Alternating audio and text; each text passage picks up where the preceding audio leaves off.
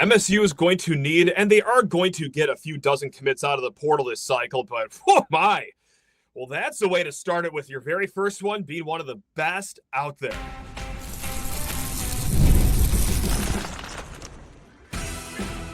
You are Locked On Spartans, your daily podcast on the Michigan State Spartans, part of the Locked On Podcast Network, your team every day. Today's episode of Locked On Spartans is brought to you by Game Time. Download the Game Time app, create an account, and use code LOCKEDONCollege for $20 off your first purchase. Spartan friends, Spartan family, Locked On Spartans listeners, thank you all so much for tuning in to Locked On Spartans, whether it's in the middle of your weekend right here, or you're starting your Monday off with this. Guys, whenever you are listening, thanks a lot for making us part of your daily routine right here on the #1 ranked Locked On Podcast Network. Please rate, review, subscribe, comment below your thoughts on landing the big fish at left tackle, Ben Murawski out of UConn, because that is where we're going to start today's show. We'll get into other offensive line visitors. We'll get into a secondary pickup out of the portal. We'll end this with talking about the basketball game against USC this upcoming Monday. But oh my, what a big pickup for Michigan State here at the left tackle position. And just quick pause. Let's take a peek behind the curtain if you guys ever wanted to know how these kind of shows are produced. Today's was me sitting down on the couch, almost spiraling, wondering how on earth we're going to tackle this portal today, because there's dozens of visitors scheduled. It seems like Michigan State needs a world of help across the entire roster. So after panicking, I just said, you know what? This is what we're going to do.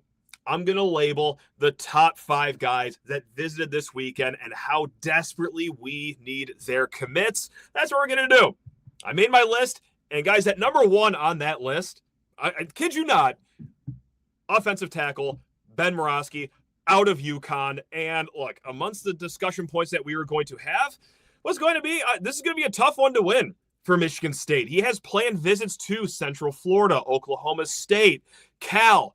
I mean, when he's a top 5 offensive tackle, according to 24/7 Sports in the portal, yeah, there's going to be some interest for this kid. But lo and behold, guys, we don't have to do a wish list episode because Michigan State just straight up got him. This is a massive, massive human, both literally and figuratively. He is 6'7", 335 pounds. My God. No wonder he's ranked the number 4 ranked tackle in the portal right now. And he does have 1 year remaining. But last season, started every single game at left tackle for the Huskies, who UConn plays independent. They play a lot of group of 5 teams, lower level teams. They did play some power 4 teams. And they actually had a pretty solid season. 9-4 record overall, obviously. Okay, a lot of that can be attributed to the offensive line that's anchored by your left tackle right here. Now, he allowed 25 pressures, 4 sacks on the season. Pretty solid numbers. And he also, if you like Pro Football Focus, you like their grades, well, then you're going to love this. He has the 3rd highest run blocking grade amongst FBS tackles. Okay, not too bad, guys. That is a big pickup to get him right before he goes on these other visits. Again, UCF, Oklahoma State, Cal, all reportedly visiting, well, was going to visit, according to Matt Zenitz, but no longer. They got him on campus. They're keeping him on campus. Ben Murawski, welcome to Michigan State. So that's huge because, well, obviously you like when good players, these splash players, and yes, we've talked about Michigan State. They need a few splash players on both sides of the ball. I'm definitely counting this as a splash player, but usually players in general on this offensive line, because you've seen 10 guys from the offensive line enter the portal. You've lost 2 more, Caleb Carter and Matt Golden, because they're out of eligibility. The only guys returning that really played some serious, meaningful snaps from last year's offensive line are Connor Moore, who's probably going to be right tackle. This probably anchors him at that right tackle spot now that you got Ben Murawski for left tackle. Also, Rustin Young, and Rakeem Johnson. 3 guys returned from the offensive line last year that played any football that was actually worth anything last year. So yes, plenty more to come in the offensive line room. So let's keep talking about offensive linemen, guys, because here is who else is tabbed to be visiting Michigan State here in the near future. And shout out to the guys at Spartans Illustrated, 24/7 Sports, CBS Sports, On 3. I mean, this is all compiled from the reporting that they have done right here. So this guy is someone that's on campus right now, actually. He comes out of Georgia Southern. His name, Robert Wright Jr. Now, for Georgia Southern, He played right tackle, nearly 700 snaps at right tackle last year. Gave up 5 sacks and 16 pressures, which actually isn't too bad. That is above average for a group of 6 tackles. So I take that for what you're worth. Now, would this be a depth piece? I would imagine. But Lord knows, and Michigan State Spartan fans know, you could use depth on the offensive line, especially when you're replacing that many bodies from last year's team. I cannot say loud enough how desperately Michigan State just needs warm functioning bodies in the offensive line room, but also ones with talent is what they call it. That would be nice to have around these parts. Now, that isn't going to be the only offensive lineman visiting this week or in the near future, because this one comes from Alan True, also verified by Spartans Illustrated.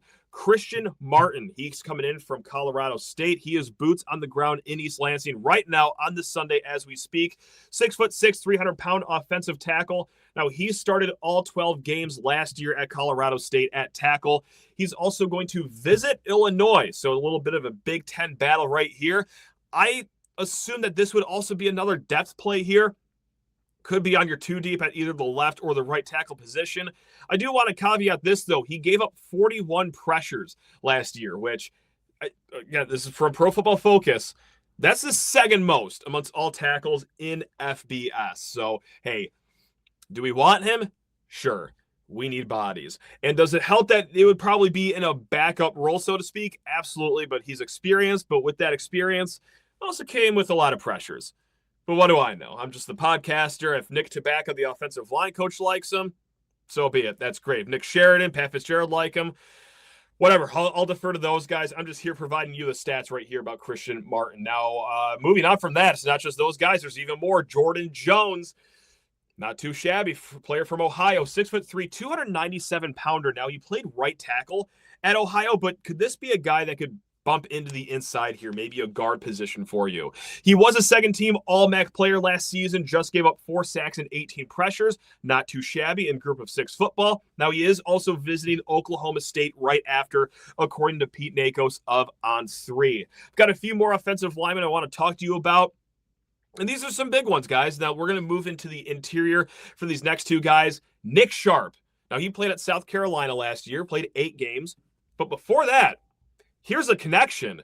Before South Carolina for one season, he was at Wake Forest. And, who coached the offensive line room at Wake Forest? That's right. It's Michigan State's offensive line coach now, Nick Tabacca. He doesn't have any other known visits. This one seems like an inevitability. Let me knock on wood here. But it really seems like, yeah, he's just going to reunite with his old offensive line coach. Again, 8 games last year he played for South Carolina. He was kind of a spot starter in those 8 games. He did start the last 4 games.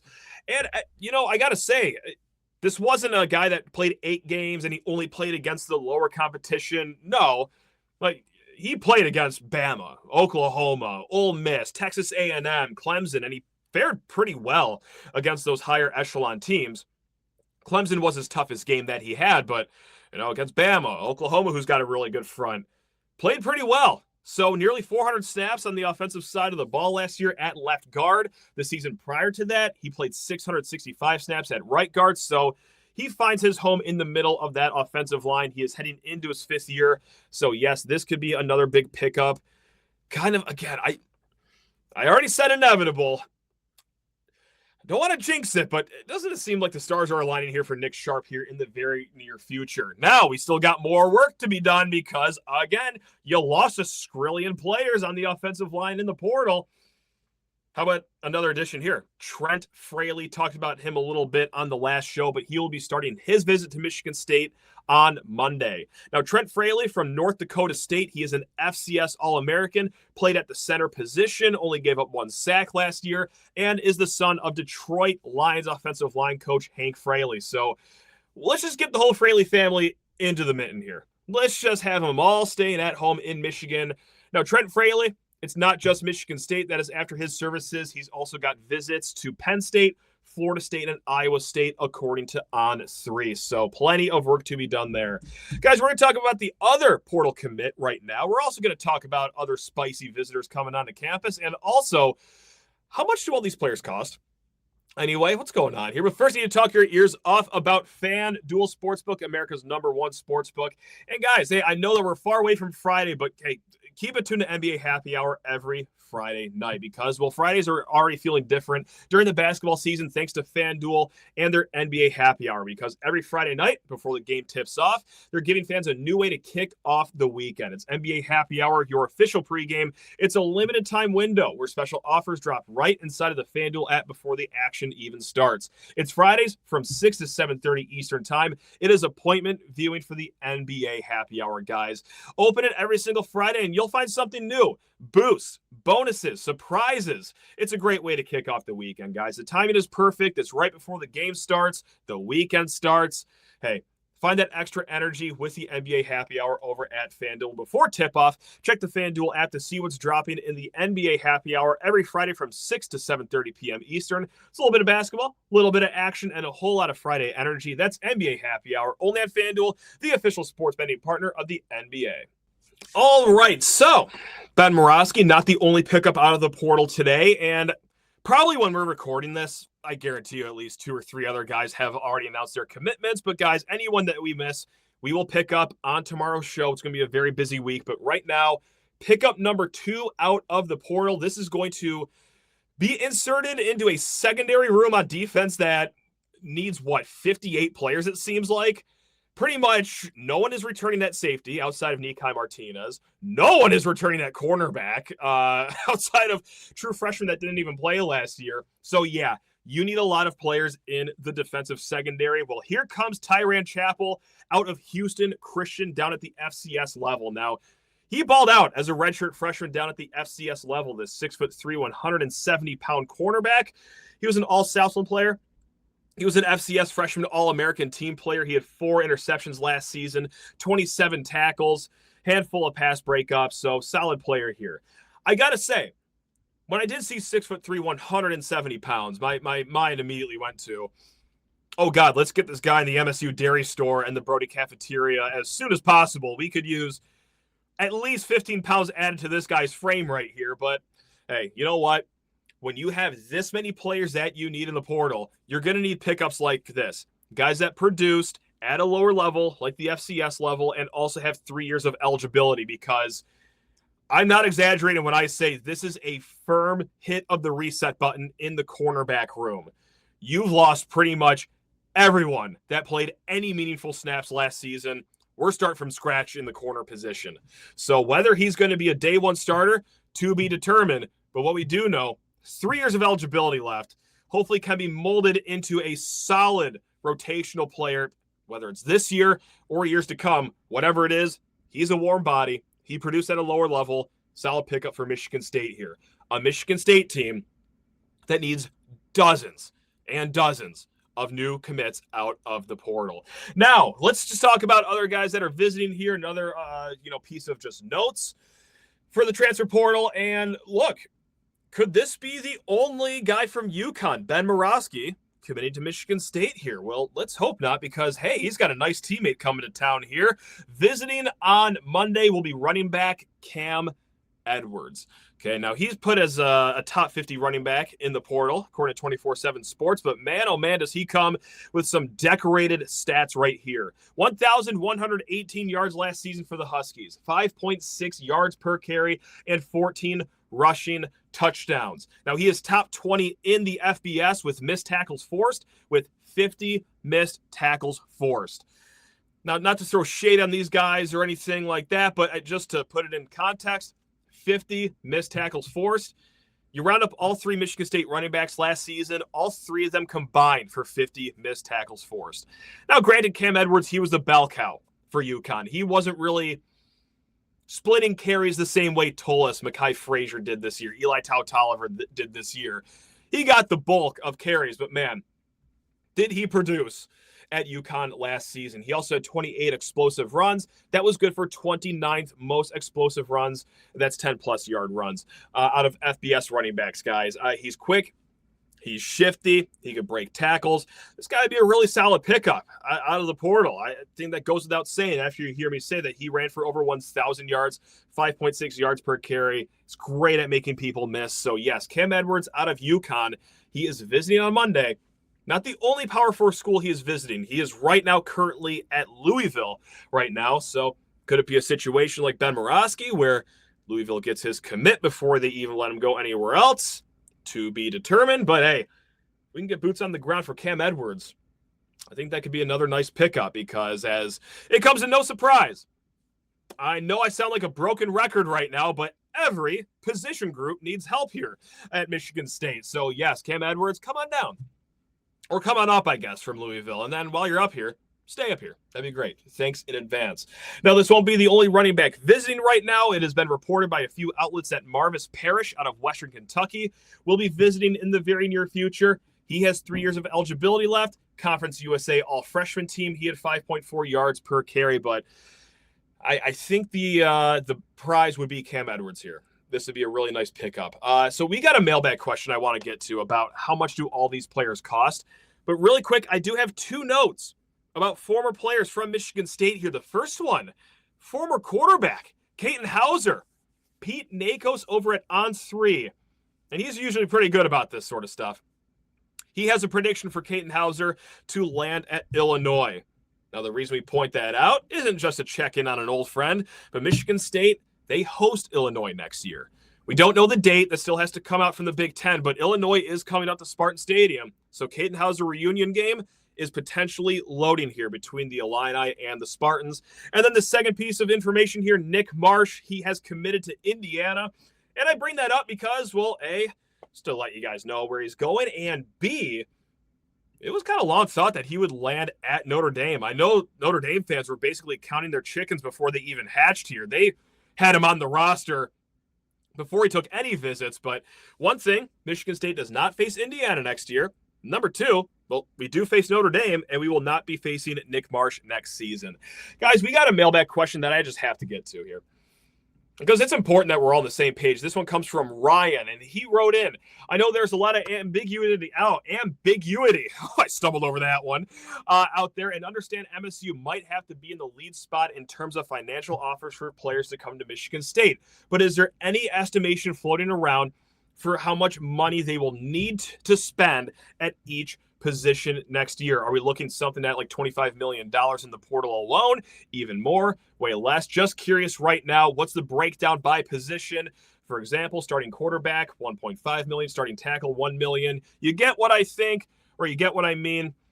Also, just curious about other different positions and position groups ranked financially. So, guys, I need to shout out 2 people here because we are just going to be aggregating what they have done for CBS Sports. This is Chris Hummer and John Talty. They had a piece for CBS Sports. Go ahead and Google it. Just NIL positions, CBS Sports. This article will pop up because this absolutely answers the question that Ryan is asking here. Now, what they've done, they broke it out position group by position group from good, average, and then just, you know what? Like, you just need a body there. Here's how much it will cost. This is a great question because this is going to give us all some context as to what kind of money MSU needs to spend. And also, it goes back to conversations we had is like, sure, we have a lot of money. This $400 million donation, some of that's got to go to NIL, right? This is great. This is awesome. But also, MSU needs a ton of players out of the portal. This isn't a situation where they're just like, 5 guys away, 8 guys away, like Oregon or Texas Tech. No, we need a lot of bodies. Here's how much said bodies will cost. For example, let's just start at quarterback. Even though Michigan State, yes, they are looking for a backup quarterback or maybe one that can even compete for a starting job, but a good quarterback, we've all seen these numbers, can go for $3.5 million and up. Sam Levin, old friend. It's been reported that Kentucky is offering anywhere between $5 to $7 million for him. Darren Mensah, yeah, he got $4 million from Duke last year. And now an average quarterback is going to be somewhere about $1.5, $2.5 million. But let's go to all the other positions that Michigan State really needs. Like, hey, Ben Murawski. Now, I'm not reporting he got this number, but here's typically what these kind of positions go for. A good offensive tackle is $1 million, right? Just an average offensive tackle, you're looking at $500,000 just to even get the conversation started with these guys. Now, in the CBS Sports piece, they talk to guys that are, in Big Ten personnel, SEC scouts, some agents. This is straight from the CBS Sports piece. As one agent with several high-level tackles puts it, those located in the top 15 of the 24/7 sports rankings, quote, last year it seemed like if you were pretty good, you could get $1 million. This year it seems like teams are shying away from $1 million. I've seen a lot of $700,000 to $900,000 offers for tackles. The minute you ask for $1 million, they clam up. Now I do wonder, Michigan State got Ben Murawski to come to campus and not leave for his other visits. Again, I'm not reporting this, but I got a feeling that, they offered some pretty big bucks here. And it also maybe answers the question of, if this Ben Murawski guy is so good, why didn't he just go to the NFL? Well, guys, that kind of money, that's more money than you would find in a lot of rounds of the upcoming NFL draft. Why not just take one more dip inside the honeypot before you run out of eligibility? Was Ben Murawski going to be a day one draft pick? Probably not. Day two? Maybe sneaks into the end of a day two or a day three. Oh boy, playing for $1 million? That's going to be a little bit better than you could do a day three of the NFL draft. So guys, I want to talk a lot more about this. We also got to talk about this basketball game coming up, but first you need to talk your ears off about FanDuel Sportsbook. Guys, we got 3 straight Michigan State basketball home games coming up in Breslin Center. You want to go to 1, 2, 3, whatever it is, find these tickets over at Game Time.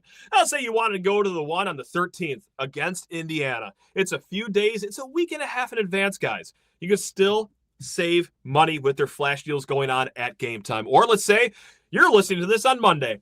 It's 6:30 p.m. You have no plans. You have no tickets. And you have no shortage of ways to save money still. Their last-minute ticket deals are also here for you to help you save, guys. It is a wonderful app. It is so easy to use. It is 2 taps on your phone, and then bam, tickets are sent straight there. Like there's no 17 taps on your phone. You got to wonder when the email's going to come. No, guys, it is such a simple ticketing app. You just got to try it for yourself, guys. Take the guesswork out of buying college basketball tickets with Game Time. Download the Game Time app, create an account, and use code LOCKEDONCollege for $20 off your first purchase. Terms apply. Again, that's code LOCKEDONCollege for $20 off. Download the Game Time app today. All right, I want to pick up in this segment talking about that great CBS Sports piece that is incredibly sourced, incredibly informative for just how much money we're talking here. Needs to be spent position by position if you want game changers, if you want just average players, or if you just need warm bodies to fill out a depth chart here. Now, interior offensive line, they're saying that a good one, $600,000 to $800,000. Average is about $300,000 to get the conversation started. Maybe somewhere around $500,000 for the upper side of average, if you will. Wide receiver, Michigan State, they need a whole new wide receiver room, guys. They're returning it's Rodney Bowler, Charles Taplin, and Braylon Collier, okay? A good wide receiver. Like, there are reports out there that Cam Coleman, the stud out of Auburn, he's going to be fetching minimum $2 million. Now, an average wide receiver, we're looking at $500,000 to $1 million. Okay, and then you could get, just your fine wide receivers for $300,000, if you will. But yeah, MSU, whole new wide receiver room. That's going to be a pricey one. Okay, let's flip sides of the field here. Let's go to the defense. What does Michigan State need? An edge. What does every program need in college football? An edge. A good edge. And here's the thing. This is kind of what we've been talking about. Way easier to say that you need an edge than it is to actually go and get one. And we've also been talking about how good programs have been at keeping their top talent, especially in the trenches. Guys, for a good edge, CBS Sports is telling you it is $1 million to $1.7 million for a good edge. $600,000 just for an average one. And in their piece, they wrote, quote, even just an average starting edge rusher can command in the $700,000 range, according to a different Big Ten general manager. Quote, I don't know if it's desperation or scarcity, the GM said, but guys without a whole lot of production or proven impact are commanding eyebrow-raising money. This reflects everything we've been saying here the last few weeks as we've ramped up to the portal. Yes, Michigan State desperately needs pass rush. Yes, you could just go ahead and get one kind of easily 3 or 4 years ago in the portal. Things have changed, though. Teams are getting a lot better, a lot more savvy at protecting those guys from entering the portal. So even the ones that do enter, okay, it's high production guys at a much lower level or guys that kind of somewhat barely produce at a power 4 level, but it's so scarce out there, you need to pony up. Defensive tackle, you want a good one, $800,000 to $1.5 million. A linebacker, a lot of variance there. $250,000 to $700,000 if you want a good one, and Michigan State will need a linebacker out of the portal. And then corner was a huge one, a strange one for them to gauge just because a lot of teams need so many of them. So it is a pretty big range here from $400,000 to $1 million for a really good one. Safety about the same, but guys, like that was a lot of 6 and 7 figures I just rattled off here. Michigan State needs a lot of players, like 40-ish new players. Will they be balling out, going for the upper echelon for every single position? No, because they just can't.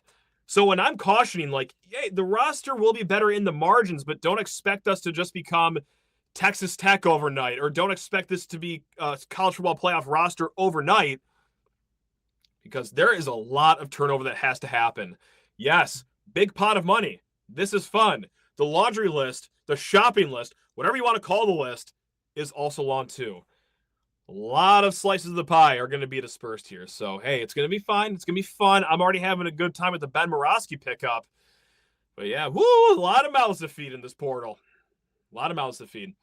Guys, let's talk about this basketball game on Monday night, 8 p.m. on Peacock. Michigan State looking to pick up the pieces and get back on track against a USC team that's also looking to get back to their winning ways, because the Trojans this year, 12-2. Maybe you saw it, maybe you missed it, maybe you forgot about it, but here's a refresher. They won the Maui Invitational. Okay, they dispatched Boise State and Seton Hall. Those are their 2 quad 1 wins so far this season, and they also beat Arizona State. They also won at Oregon this year. And while Oregon isn't necessarily great so far, anytime you win on the road in the conference, you got to tip your cap to it. Now, their 2 losses so far this season at home against Washington, who is fine, like a hard stop at fine. And then they got absolutely obliterated by Michigan, unfortunately, as every team has lately, not too long ago. On offense, they got the 47th ranked offensive efficiency in the nation. And then on defense, not too far back from that, 66th overall defensive efficiency in the country. Now, BartTorvik.com, this is the website that we always reference here. They have this as a 79-69 Michigan State victory. So projected 10-point victory for your Spartans, but here is what USC does well. They got a few things going well for them. I mean, this is a cagey team here. Now, what they do really well, extraordinarily well, like best in the nation well, it's actually very annoying. They are number 1 in the country at free throw attempts per game, at 31 free throw attempts per game. Now, when they get to the line, they're average in the country, just a tick above average, actually. They shoot 73%. That's good for 140th in the country. But man, oh man, this is a team that is not afraid of going downhill. Okay, and when you hear about the players, it's not going to come as a surprise to you, because these are players that we are familiar with. We know their game. We know they can get to the rack and draw contact when they get there. But before we get to highlighting some players here, I just want to talk about their length, because this is another good, athletic, long team, and teams are shooting 28% from 3 against them. Okay, that is top 15 in the nation. Their length on the perimeter, their guard play especially, it can be bothersome to some teams. And they are also top 10 in the nation in block percentage as well. They have the 5th most blocks per game in the country. And that goes even just way beyond their guard perimeter play. They've got a guy down there quite tall. 7'5" tall, actually. It's a tall starting lineup for USC. But I just want to pull out and highlight 3 players, guys. 2 of these guys you probably know if you've been watching college basketball. The first one, good God, get a job. Get a real-life, actual job, you old man. Chad Baker Mazara, 25 years old. You've got to be kidding me. Have some pride. Like, eventually, don't you just look at yourself in the mirror and ask, what am I doing with my life, playing with a bunch of 21-year-old kids? Anyway, he's having a good year. Of course he is. He better be having a good year. He's 25 years old. He is a career 39% shooter from 3. 88% shooter from the free throw stripe, and he is attempting 7 free throws per game, but he can get it done everywhere. Outside, can drive the ball to the lane. 6'7", dribbles the ball fairly well for a guy his size and a guy that's been playing the game for 5 more years than anyone else in the court has been playing it for. I despise this guy. Now, the next guy I actually respect. This guy plays ethical hoops. This is Rodney Rice. Now, if the name Rodney Rice sounds familiar, well, that's because not only did he play at Maryland last year, but he played really well against Michigan State last season. He put up 20 points against Michigan State in that just grinder of a game. But you've seen his game. He can do it from everywhere. He can shoot the three-point ball quite well. He can get to the rack. He can draw fouls. Rodney Rice, at 6'5" as a point guard, that's a dangerous player. I got to say, in the offseason, I did not like seeing that USC picked him up. I was really hoping he'd go to an ACC team or a Big East team, but nope. Unfortunately, he stayed in the conference, so we will be seeing more Rodney Rice, big physical guard. Just looking forward to that on Monday night. Woohoo! Anyway, another physical specimen, guys. This is Ezra Osor. All right, now this guy transferred from Utah. He gets to the line like amongst the best in the country. He has attempted the 4th most free throws this season, 115 free throw attempts to this guy's name. When he gets the ball, he's got no problem backing people down, playing some booty ball all the way to the rim. He's got a high motor. He can seal off pretty well in the post, and when he grabs the ball, well, he puts emphasis on the dunker position title here. Now, when he does get to the free throw line, it's not great shakes. It's 66% shooter from the line. And now that I've said that, he's going to go 11 of 13 from the line. Now that I've said that, but yeah, typical classic big men, high motor, high energy.